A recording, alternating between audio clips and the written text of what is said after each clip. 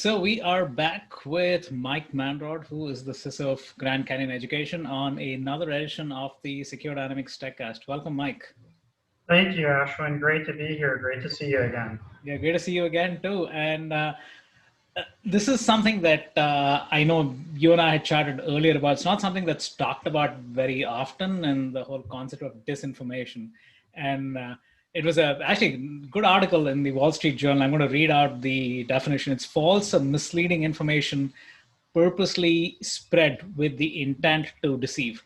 And it's so I had confused disinformation with misinformation, and then reading further into the article, it became apparent that this is a very obvious intent to deceive the listener or the viewer. And Mike, I know you had mentioned about this quite independently in terms of how this, especially now, right, with the U.S. elections approaching, but even broader, I think they had mentioned in the article they talked about the Wayfair having to deal with the aftermaths of a disinformation campaign that was spread many months ago. And then more recently about companies that were, again, subject to disinformation about their connections back to China, or even in the stock market, for instance. Apparently there's a short seller who had spread rumors about an investment of his with the intention of driving the stock down. So I'll pause over there. Everything is digital right now, right? So given where you are as a CISO, is your community now looking at this as something that is within the bounds of a CISO? And if so, like, there seems to be kind of no end to what a CISO is or isn't responsible for, right? Yeah, definitely. It really is one of the most relevant topics today. I mean, these days, information is really our currency. And really the integrity and the foundation of how our modern society operates is based upon the quality of that information and thus the decisions that we make. So when the integrity of it denigrates, whether it's at a global level, as we're seeing with nation state level misinformation and disinformation campaigns that affect outcomes of political decisions, those types of things, all the way down to, as you said, affecting a brand to drive the stock price. Mm-hmm. It's a very real problem. Unfortunately, it's a complex problem out of the scope of probably any one genre of leadership, right? Like, obviously, security leaders definitely need to be involved as SMEs and people who understand technology, but it also needs brand reputation and marketing experts.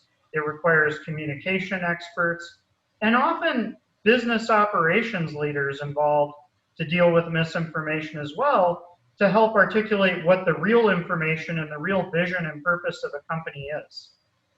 And then everything else fits to that.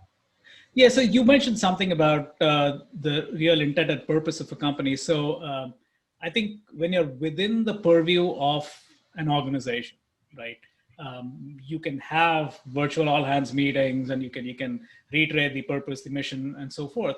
But let's say consumers like me on the outside, like outside looking in, I see a brand, I don't know, is engaged in nefarious activities, and my view of that brand suddenly drops, right? So even if I get marketing material in, and obviously who wants more marketing material coming to your inbox, right? How, again, I mean, where does that line of, okay, do I go to Google? Do I go to Wikipedia? Do I don't know, go to my favorite security blogger and see what he or she thinks about it? Like, how do you deal with that? Well, so it's a loaded question. There's a lot there, and we'll decompress it. I mean, the first piece is, as a consumer, it's never been more difficult, in my opinion, to validate the integrity of information. It comes at us so fast and through so many channels, and social media, and maybe we can close up at the end with kind of an analogy of how misinformation in people relates to misinformation in computers and networks. But the bottom line is, misinformation is propagated via a positive feedback loop system that is reinforced by social media. So part of the problem if you have a flawed idea now, whereas 5, 10, 15, 20 years ago, 30 years ago, you'd have gone to the pub and everybody would have said, no, that idea is stupid. You're way off base. And you're like, oh, and they would have brought up a few points. You would have gone and researched it, and it would have been done there. The problem is if we get a slight degree off course, the algorithms behind the social media platforms we use will continuously reinforce more and more information that confirms that thought process.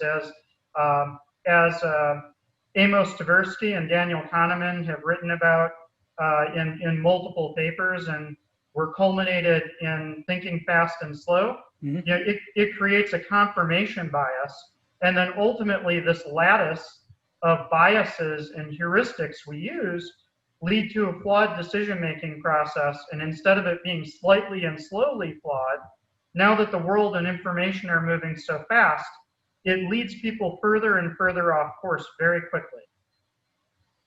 Yeah, and then you mentioned at the end, I'm going to jump right in because it's such a loaded topic, right? Which is you talk about algorithms, you talk about unconscious bias, but it's also that the ability to actually put consciously cause the algorithm to go haywire, right? And again, are you seeing a new breed of attack vectors showing up, which is, okay, I'm going to pollute the data just a little bit over here so it never gets caught. And then, like you said, the amplification kind of feeds itself. I mean, is that a new attack vector? Is that, I mean, how are you seeing that kind of manifest itself? Well, new in terms of it being this impactful. Misinformation and disinformation have been around for as long as we have documentation about human communication. But the difference is now that it can spread so quickly, and it doesn't take much to plant a rumor, to plant an idea, especially if that idea is aligned with what people already want to hear and have it take off. And as Kahneman explains so well in Thinking Fast and Slow and several of his other works, we all go around with a set of biases and heuristics that we use to make our decisions efficiently that did not evolve or are not optimized for today's world. So as we go about our daily decision making, we're very susceptible, and these create vulnerabilities, just like the remote code execution vulnerabilities exploited on a computer. We have ideas, and an attacker, just as they get remote code execution on a host, escalate privileges, reinforce it with more malicious software packages, and then command and control to control that system. It's the same with us, right? It's cognitive malware. They have an idea carefully crafted to remotely exploit a vulnerability, a human vulnerability like fear, like hate, combined with a decision-making heuristic such as the availability bias, that, hey, these are the things available to me, thus they must be true. And they're strung together just as chains of computer vulnerabilities are strung together. And then just as an attacker with malware on a host wants to maintain control of that host, somebody who's introduced malicious or incorrect ideas in groups of people, they want to maintain control and expand that footprint. That's done through social media, which is their command and control channel, just like on systems. So it's very interesting to see this evolve. Yeah, so leaving the listeners and viewers on a positive note. So what have you seen from, and again, you mentioned this is not just a CISO, this obviously spans across marketing and public relations and legal and even the board, right?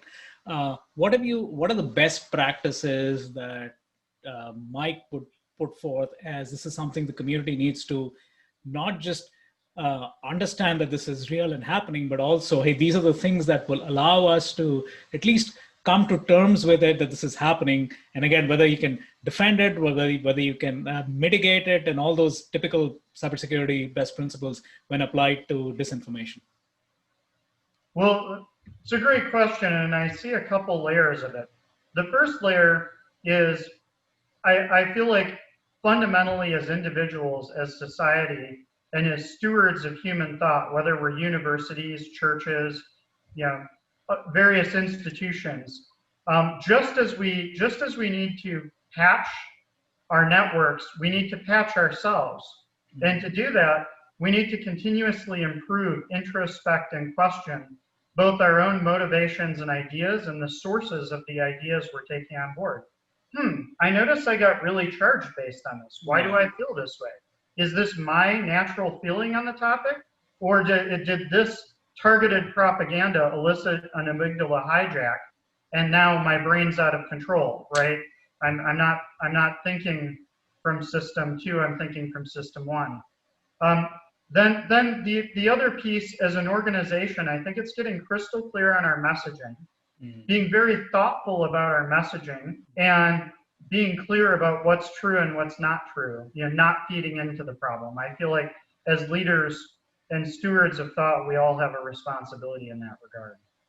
Yeah, and again, truer words were never said. I think being like you said, both from an individual perspective, I think starts with the individual, right? And sometimes we get caught up in the larger organization. How do we make a change? Like you start with yourself.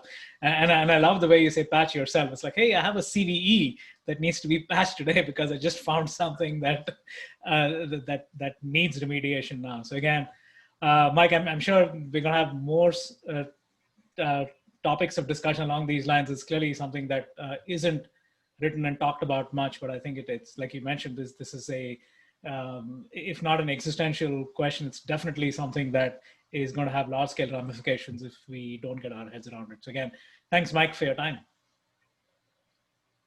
Absolutely. Thanks, Ashwin. Thank you.